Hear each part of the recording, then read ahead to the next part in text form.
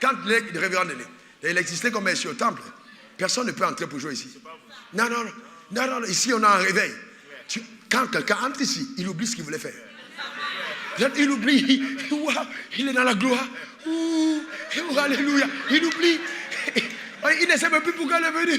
Pleure, ma soeur, pourquoi tu pleures? Oh Dieu est bon. Alors qu'elle est venue à les intentions. Mais Jésus l'a tapé.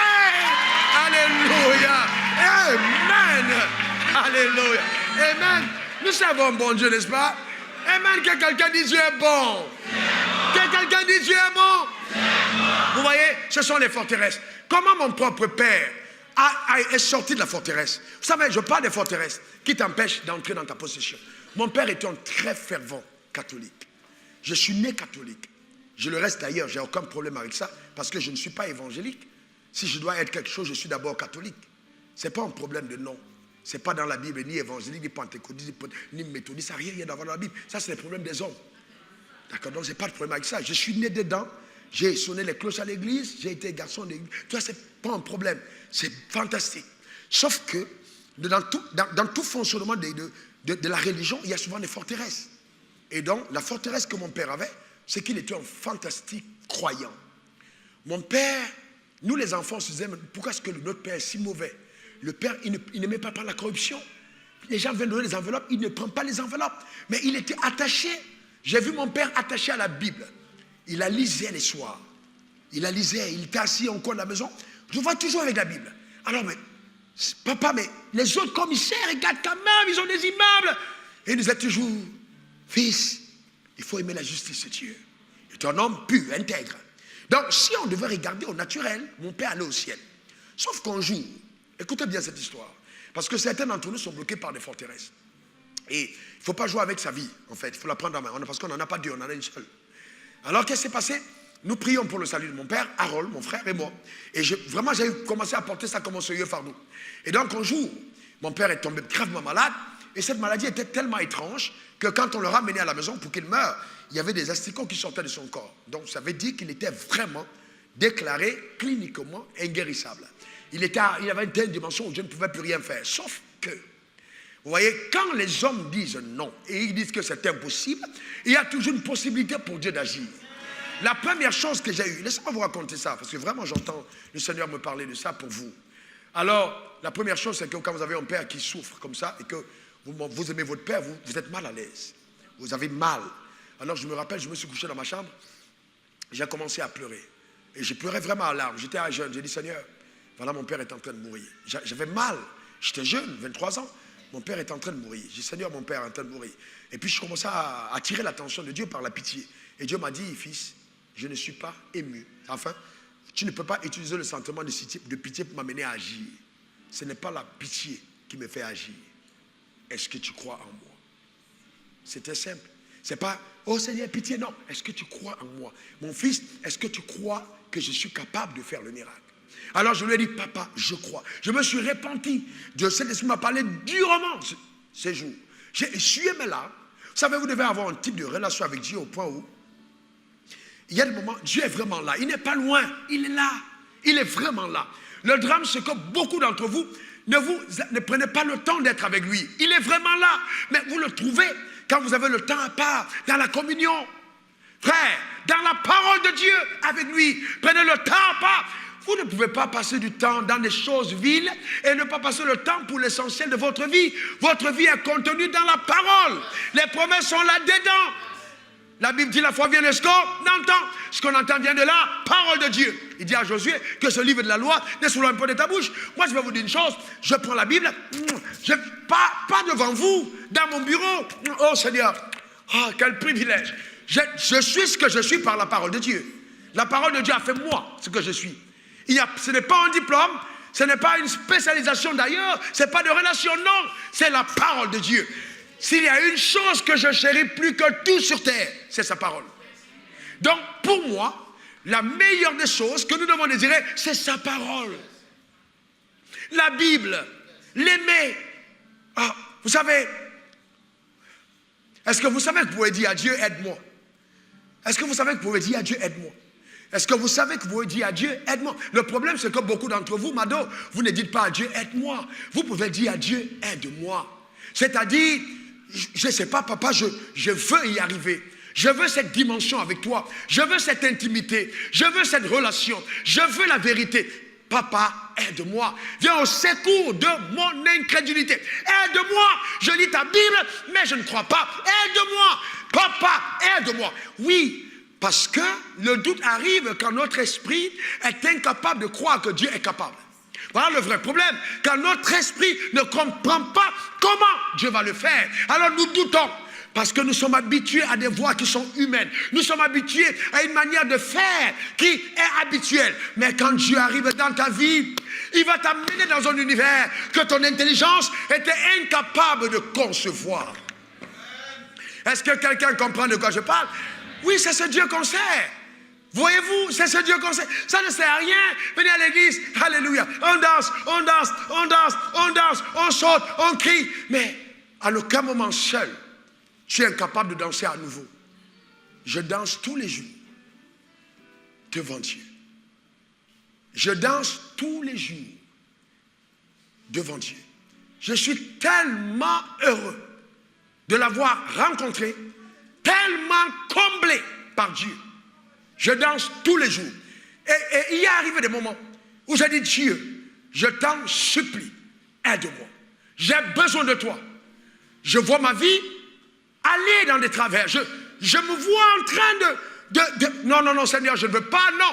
Même en pensée, je ne veux pas y arriver. Je veux être dédié 24 heures sur 24. Je ne veux pas négliger ce qui est tien. Je ne veux pas sortir de tes voies. Je ne veux pas douter. Je n'ai pas à me poser des questions sur mon avenir. Je n'ai pas à me poser des questions sur mon devenir. Comment est-ce que tu le feras? Je ne sais pas. Mais je crois une chose. Tu es mon Père. Alléluia. Vous savez, et c'est vrai dans mon cœur. Et c'est vrai. Et c'est tellement vrai. C'est tellement vrai pour moi. Que tellement vrai. Cette relation avec la Bible. Le problème, c'est ça. C'est que nous n'avons plus cette vie. Mon père, j'ai jamais oublié ce jour. Je suis sorti évangéliser. Et puis j'entends la voix du Saint-Esprit. Le soleil est levé. Je marche dans la rue, un garçon mince, tout frêle, tout seul. Dans la rue, avec sa gibecière derrière, où je m'étais maltraité. Et puis mon mégaphone entre les mains. Je marche comme un héros de Dieu qui sort du champ de bataille. Et je rentre chez moi. Vous savez, souvent vous vous dites, mais pourquoi est-ce qu'il a telle faveur? Mais vous ne connaissez pas le parcours. Vous ne connaissez pas le prix payé avant. Vous ne connaissez pas les sacrifices. Vous regardez simplement aux choses qui sont visibles. Mais Dieu ne te donnera jamais ce qui va te séparer de lui. Le vrai problème, c'est que vous désirez des choses qui vont vous emporter de la voie de Dieu. Mais Dieu dit, donnez-moi d'abord votre cœur. C'est ça le problème. Mais vous ne voulez pas. Et donc il me dit, fils, c'est pas moi qui en veux à la vie de ton père, c'est le diable. Et donc j'ai compris tout de suite que le Saint-Esprit était en train de me dire que là, c'est le diable qui veut prendre la vie de ton père. Et j'ai demandé à Dieu que faire. J'ai eu à l'intérieur de moi la conviction que je devais aller prier pour mon père.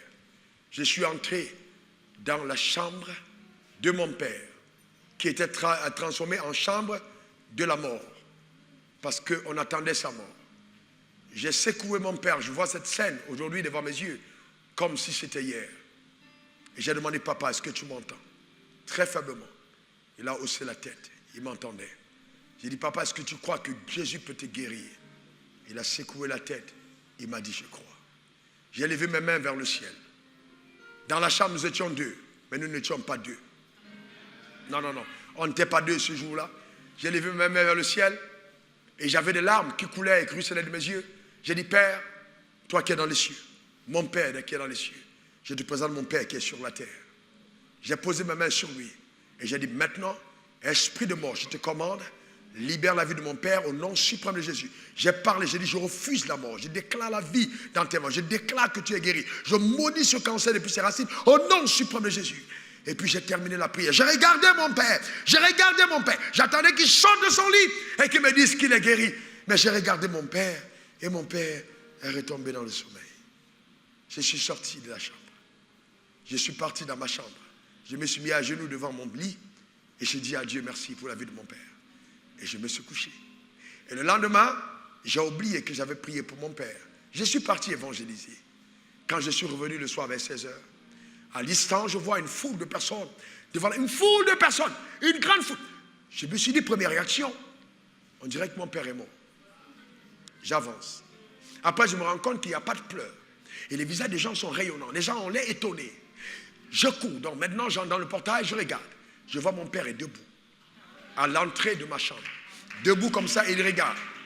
Je regarde mon père, je le vois rajeuni de moins de 17 ans. La peau avait été nettoyée mystérieusement, restaurée par la puissance d'en haut. J'approche maintenant et je demande, papa, qu'est-ce qui s'est passé? Et il racontait son histoire, tout hilar, tout content, tout heureux. Il dit, je suis mort la nuit. Quand tu as prié pour moi, je suis allé de l'autre côté et puis j'ai vu deux voies. Il y avait une voie qui menait au ciel, il y avait une voie qui menait à l'enfer. Et puis moi, je suis allé vers la voie qui menait au ciel et on a fermé la voie. On a dit, passe de l'autre côté. Et en un clin d'œil, il dit, j'ai commencé à penser, mais j'étais président d'église, mais j'étais ceci, mais j'étais cela. Et bien on dit, va de l'autre côté. Mais pendant qu'on était en train de le pousser pour aller en enfer, alors Jésus fait entendre sa voix. Il dit non, laissez-le, ramenez-le. Suivez la suite, suivez la suite. Son fils le réclame. En d'autres termes, il dit, il serait mort si son fils n'avait pas demandé. Mais comme son fils a dit qu'il ne doit pas mourir, et comme le ciel exécute les décrets pris sur la terre, ramenez-le afin que la foi du fils... Oh, quelqu'un n'a pas compris de quoi je parle. Ramenez-le. Voyez-vous, qu'est-ce qui s'est passé? La muraille de la mort a été brisée. Et mon père est sorti et a accédé à son salut. Il a vécu normalement avant de repartir. Prêchant l'évangile du salut. Dites-moi, quand vous voyez des choses pareilles, vous ne pouvez pas douter de ce que Dieu est capable de faire des grandes choses. Si vous comprenez, c'est incroyable Dieu. C'est agréable Dieu. Mais vous êtes là, vous, certains d'entre vous, vous mangez, vous rôtez, vous buvez, vous dansez. Vos mères, vos pères, s'ils meurent aujourd'hui, vont en enfer. En aucun moment, vous n'avez pris une seule minute pour prier pour eux. Une seule seconde. Tout ça, Dieu, bénis-moi, bénis-moi, bénis-moi, bénis-moi. Et puis, où vont tes parents? Ils vont où après? Tu es pressé d'envoyer la contribution au deuil, alors que tu n'as plus rien fait. Même dans la prière pour que la personne soit sauvée. Je n'ai pas dit que son salut dépend de toi, mais comporte-toi comme si ça dépendait de toi. Vous êtes dans la complaisance avec vos sœurs. Vous êtes croyants. Vos sœurs amènent son gars à la maison et vous les recevez, vous donnez à boire. Comment tu vas, mon beau? Ils ne sont pas mariés. Mon beau, c'est quel beau? Oh, le vrai problème, c'est ça. Et tu viens à l'église, alléluia, Dieu est bon. Ce n'est pas la bonté de Dieu. Tu es sur le chemin de la perdition. Tu as besoin de te retrouver et de retrouver la vie dans la parole. Vous êtes trop complaisant avec la vérité. Vous êtes trop faible avec la vérité. Et Dieu dit, attachez-vous à ça, à la parole de Dieu. C'est ça le problème. Vous êtes trop complaisant. Non, c'est ma soeur. Oh non, si je ne fais pas ça, qui va l'aider? Frère, je ne peux pas être complice de quelqu'un qui a embrassé la voie du péché. Si tu as choisi cette voie, tu y vas seul, pas avec moi. Est-ce que quelqu'un comprend de quoi je parle? Vous devez être ferme avec Dieu. Le vrai problème, c'est que si vous acceptez ça, comment vous pouvez croire en Dieu? C'est ça le problème. Vous croyez en Dieu comment? Trop complaisant. C'est pas parce qu'on a dit ivoirien que tu ne dois rien voir. Il faut arrêter ça, il faut arrêter. Dis, je dois arrêter ça. Dis-le en toi-même. Il faut être sérieux avec Dieu. La gloire de Dieu, c'est ça. Vous savez quoi? Quand je pense à ce jour-là, je suis content. Pourquoi? Viens, photographe, viens. Viens. N'aie pas peur. Mon père était en face, mon père était moins grand que moi. D'ailleurs, j'ai grandi de 5 cm après ma conversion. C'est une autre histoire. Donc, mon père était là. Et donc, je regarde mon père. J'ai dit, papa, tu sais que Dieu t'a donné maintenant de savoir que si tu meurs, tu vas aller en enfer si tu ne crois pas. Que là maintenant, si tu ne donnes pas ta vie à Jésus maintenant, tu vas mourir. Et quand tu vas mourir, cette fois-là, là où tu partais là, on va t'envoyer là-bas. Vous savez, vous devez être quelqu'un, vous devez être à l'aide spirituellement.